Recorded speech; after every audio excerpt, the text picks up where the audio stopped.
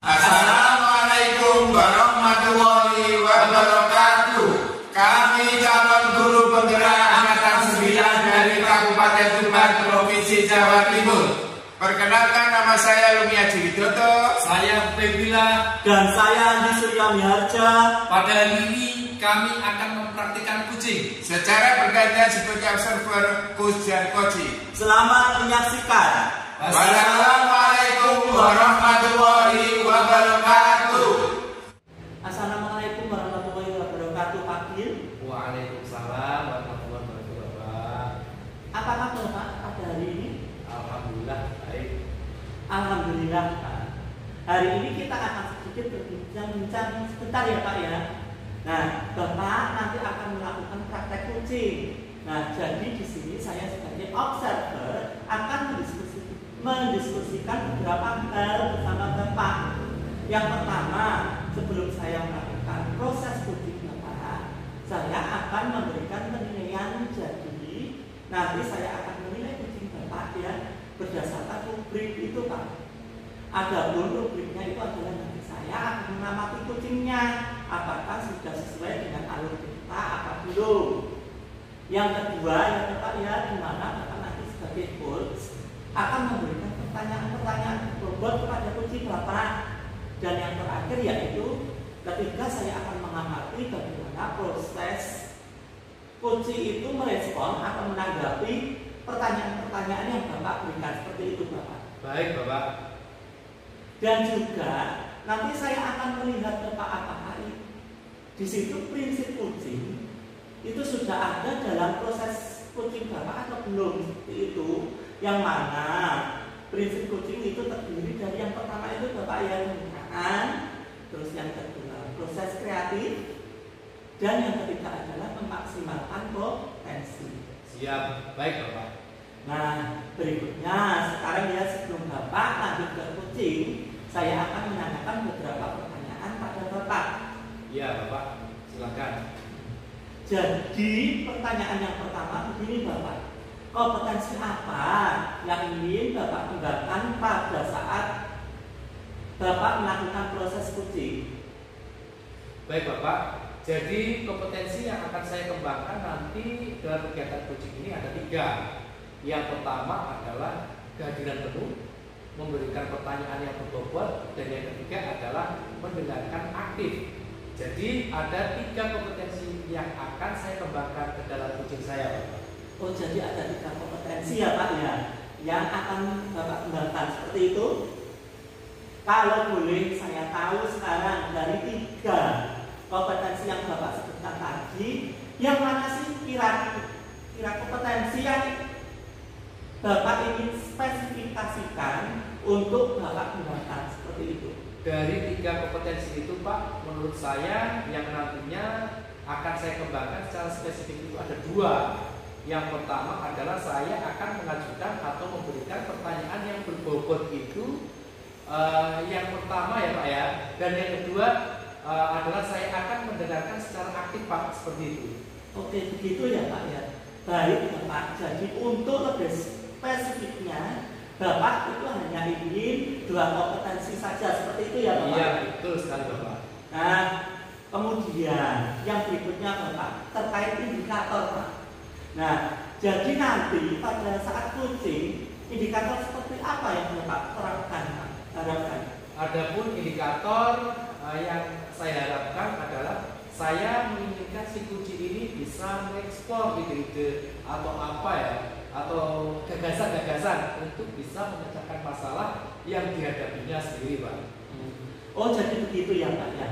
Nah, baik Pak, kita sudah di penghujung sesi pada. Jadi nanti saya akan mengamati proses kucing Bapak ya. Tapi nanti setelah proses kucing ya Pak ya, nanti kita akan berbincang-bincang kembali, seperti itu Bapak. Iya, siap Bapak. Nah, kita akan bahas kembali seperti apa jalannya proses kucing, tapi nanti di percakapan pasca observasi. Iya, siap. Oke, kalau begitu silakan Bapak langsung melakukan kucing dengan kucing Bapak. Semoga lancar dan semoga berhasil Pak. Ya, amin, amin. Terima kasih juga Bapak. Sama-sama Bapak. Selamat Assalamualaikum warahmatullahi wabarakatuh. Waalaikumsalam warahmatullahi wabarakatuh. Selamat sore Pak Bil. Selamat sore. Ada yang bisa saya bantu Pak Lu? Pak Bil sibuk atau tidak ya siang ini? Sepertinya kemarin saya lihat kok sibuk banget gitu Pak Bil. Oh tidak Pak Lu.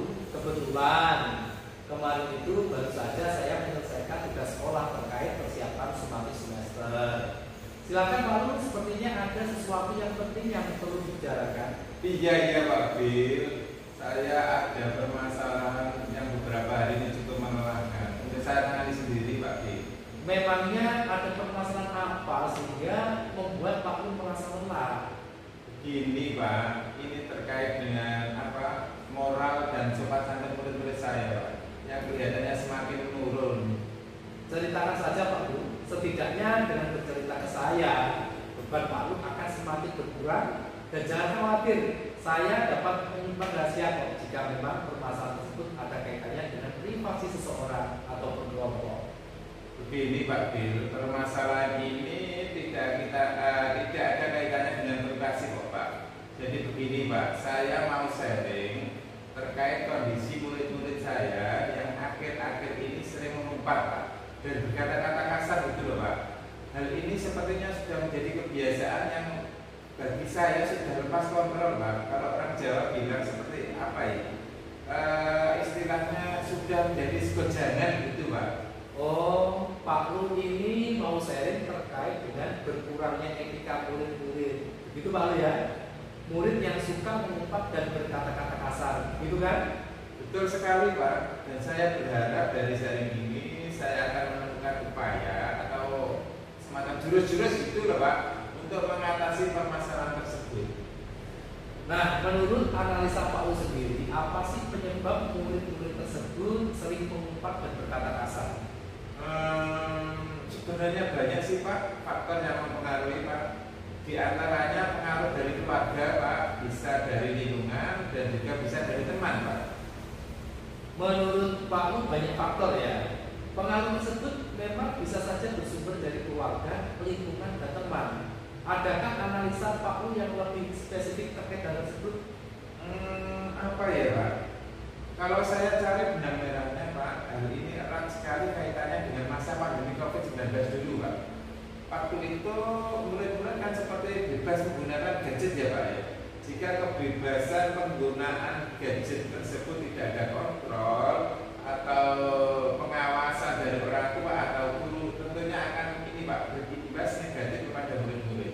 Menurut saya kata-kata umpatan dan jorok tersebut didapat murid dari salah satu media sosial yang memang terlalu vulgar Pak jika dipertontonkan kepada anak-anak seusia murid SD saya yang saya angkuh gitu Pak. Oh, sumber umpatan, kata kasar dan jorok itu dari medsos ya Pak? Iya Pak. Untuk sementara ini adakah tindakan atau pencegahan untuk penanggulangi permasalahan tersebut?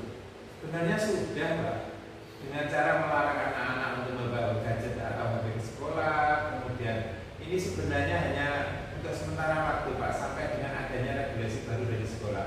Karena kurikulum merdeka itu justru menghendaki murid itu untuk berdampingan dengan gadget Pak. Sementara murid-murid dilarang membawa gadget atau HP ke sekolah ya Pak.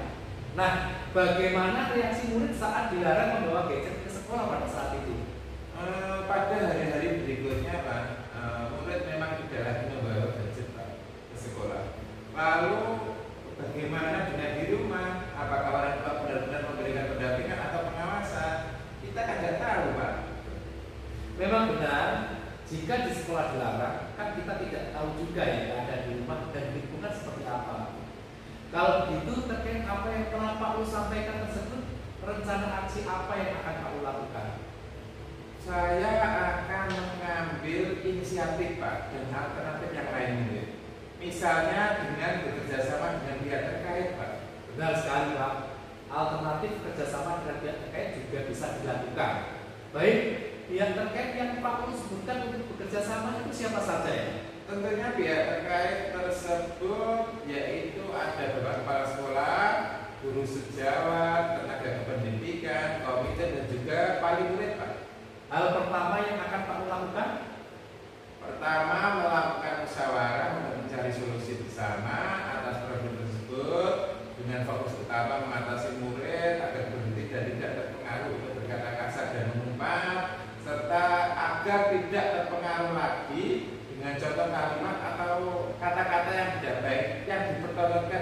urusannya dia, Pak. Yang akan Pak Lu lakukan adalah mengajak pihak terkait untuk bermusyawarah mencari solusi bersama. Itu Pak ya? Iya, Pak. Jadi mencari solusi bersama. Lalu siapa saja yang menurut Pak Lu akan membantu dalam melaksanakan tugas dan tanggung jawab tersebut? Yang bertanggung jawab ya pihak terkait yang sudah saya ajak ini Pak, kerjasama tadi Pak, di antaranya kepala sekolah, guru, tenaga kependidikan, komite dan semua wali murid Pak. Hal ini mutlak menjadi tanggung jawab bersama Pak Bil. Jelas sekali ya. Tentu yang akan Pak Lu ajak kerjasama adalah pihak yang sudah disebutkan tadi. Memang benar Pak Lu, masalah tersebut tidak bisa Pak Lu atasi sendiri sebab berkaitan erat dengan lembaga. Masalah murid merupakan masalah bersama yang harus ditangani oleh semua pihak, mulai dari kepala sekolah, guru, tenaga kependidikan, komite, dan juga orang tua. Dan Pak Lu sebagai guru harus lebih bersemangat. Support yang sangat luar biasa Pak. Nah, apa kesimpulan yang dapat Pak Lu petik pada kegiatan saya kita pada siang hari ini?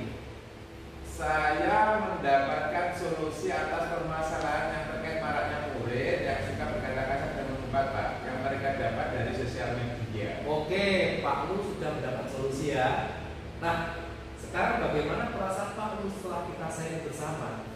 Perasaan saya menjadi pelong Pak Bil, lega rasanya karena ada rekan sejawat seperti Pak Bil yang dapat membantu saya untuk mencari solusi atas permasalahan yang saya hadapi Pak Bil. Nah, lega kan?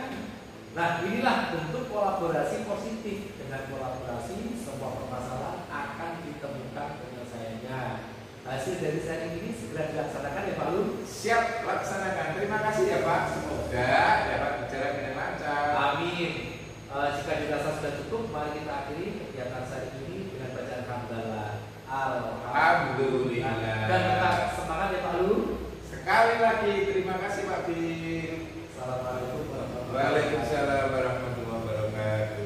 Assalamualaikum warahmatullahi wabarakatuh Pak Bil. Waalaikumsalam Pak Adi. Ya tadi alhamdulillah ya Bapak sudah bisa menyelesaikan proses coachingnya bersama si coaching tadi ya Pak ya. Ya, alhamdulillah Pak. Alhamdulillah lancar ya Bapak ya. Alhamdulillah lancar Pak.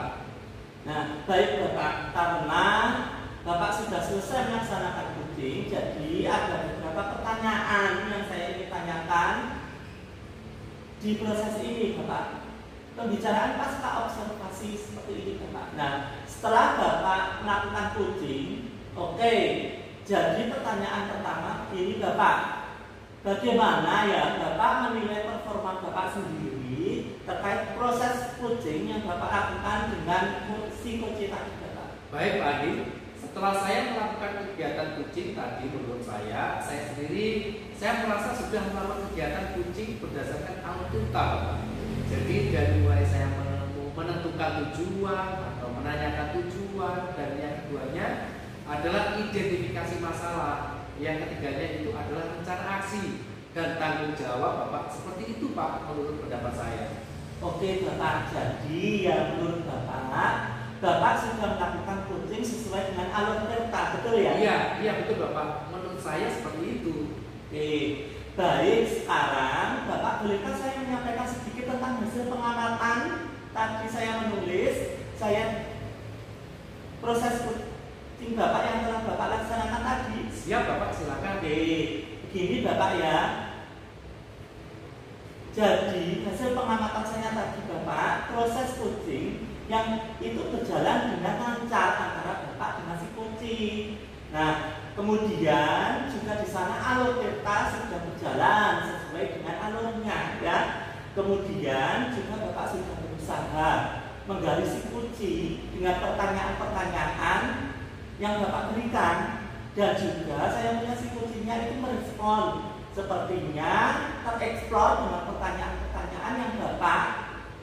Dan juga saya lihat di sini prinsip si coaching juga sudah ada Bapak. Jadi alhamdulillah ya Pak, menurut pengamatan saya itu proses coaching Bapak tadi itu sudah berjalan dengan lancar dan sesuai dengan alur delta, dan juga sesuai dengan prinsip coaching juga, seperti itu Bapak. Alhamdulillah Bapak, terima kasih.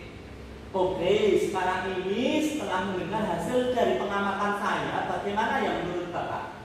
Jadi setelah mendengar hasil dari pemaparan yang Bapak sampaikan tadi tentang kegiatan coaching yang saya lakukan itu, tadi jujur Pak, saya senang sekali Pak. Ternyata apa yang saya lakukan sudah sesuai dengan alur kita. Seperti itu Pak ya. Tapi saya merasa masih ada kekurangan Pak, atau mungkin perlu latihan lagi supaya saya menjadi terbiasa untuk melakukan coaching dengan rekan yang lainnya. Mungkin seperti itu Bapak. Oke, kalau begitu baik Bapak. Sekarang ini Pak, setelah selesai proses coachingnya ya Pak ya, kemudian adakah tindak lanjut dari Bapak untuk kedepannya? Gitu Bapak. Rencana tindak lanjut saya tentu kan pastinya ada ya Pak ya, rencana tindak lanjut itu. Jadi rencana saya ke depan saya akan terus berlatih melakukan kegiatan coaching Bapak, supaya nanti saya terbiasa untuk bisa menggali ide-ide dari si kunci, begitu Pak ya, sehingga si kunci tersebut bisa menyelesaikan masalahnya yang dihadapi, seperti itu Pak ya. Kemudian saya itu harus terbiasa memberikan pertanyaan-pertanyaan berbobot pada si kunci tersebut Pak, sehingga mereka merasa terpancing dan bisa mengeksplor kemauan si kunci tersebut. Oke, luar biasa sekali Pak Bil. Nah, jadi rencana tindak lanjut Bapak akan terus berlatih seperti itu ya Pak ya. Nah, sampai istilahnya nanti membiasakan menjadi coach bagi teman-teman dan rekan sejawat pada nantinya, seperti itu Pak. Ya siap Bapak. Nah, Bapak, sekarang kita sudah ada di sesi akhir ya Bapak ya. Jadi ada lagi yang ingin Bapak sampaikan sebelum sesi ini saya akhiri? Tidak ada Pak. Menurut saya sudah cukup Pak. Oke, terima kasih kalau begitu atas waktunya ya Bapak. Jadi kita akhiri saja untuk percakapan pasca observasi ini.